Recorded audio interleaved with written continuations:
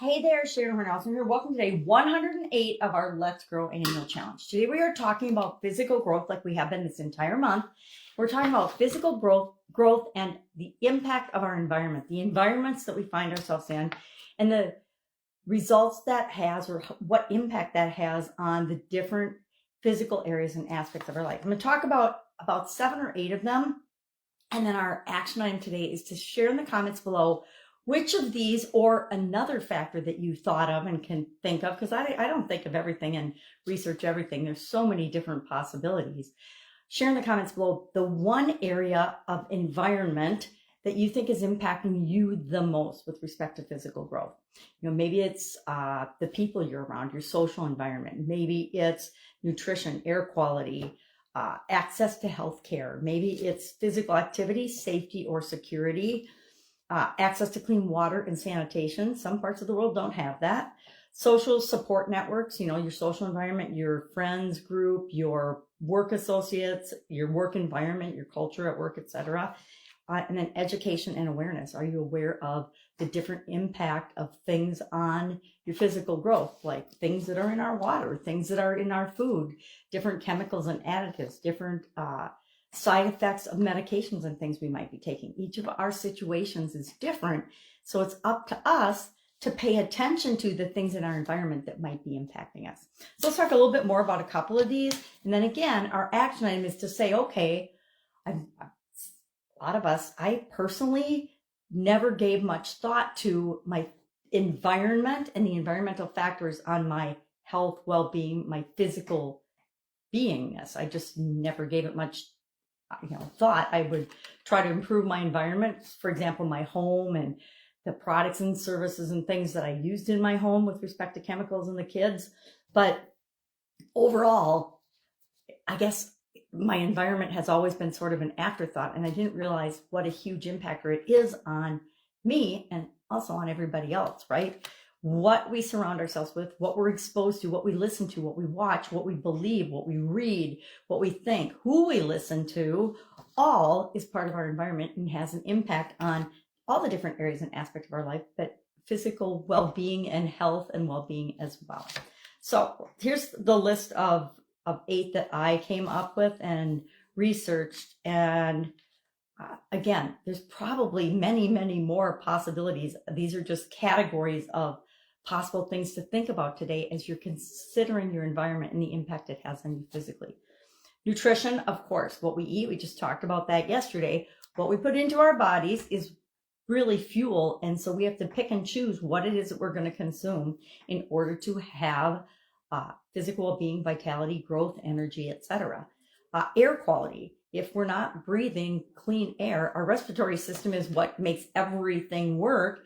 And if we don't have access to our aren't breathing clean air, that can cause challenges with our health, our well-being. It can cause respiratory problems, especially in children. But, if there's polluted air where you live, it can cause damage to all different types of people. Think about people that grew up by the coal mines, etc. Access to health care. There are parts of the world and places and people that don't have access to health care. It might be due to finances. It might be due to lack of insurance. It might be due to lack of availability in their geographic area, etc.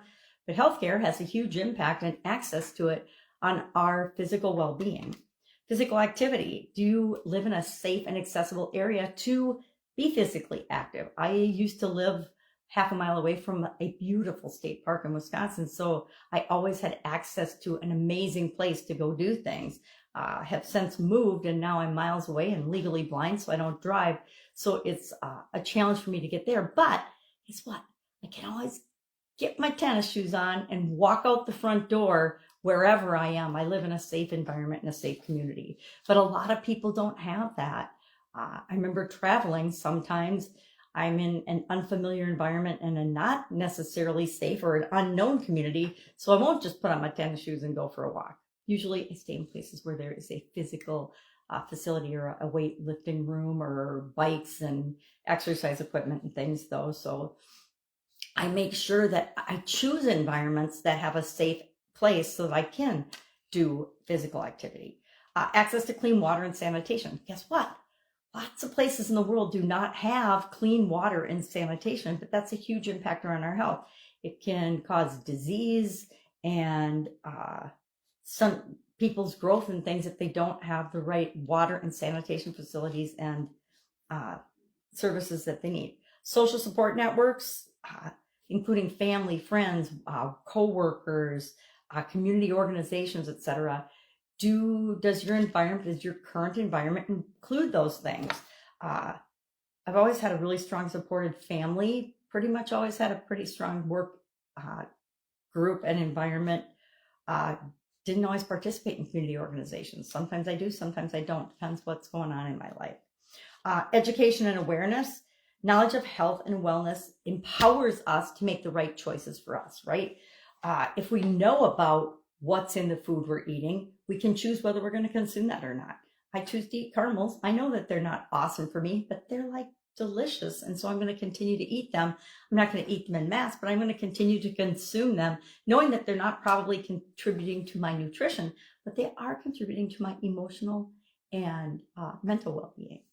All right, so that's just a quick couple of categories. Again, share in the comments below which one right now you think, which category or area or what one thing you think is impacting your environment with respect to physical growth the most. For me personally, I would say it is probably, and I looked at this yesterday, I wrote down, let's see what I wrote down yesterday. I wrote down, for me, it is physical activity and stress of environments sometimes, because sometimes I'm in a very stressful environment. So those are the two environmental factors that I need to take action to counterbalance and counteract so that they don't impact me negatively, right? Because we can use stress for positive change, or we can use stress to give us mental breakdowns and freak us out about things and have emotional trauma and drama that we mostly don't need in our lives. All right, that's it. Have an awesome day. Any questions, hit me up. Otherwise, I'll be with you tomorrow.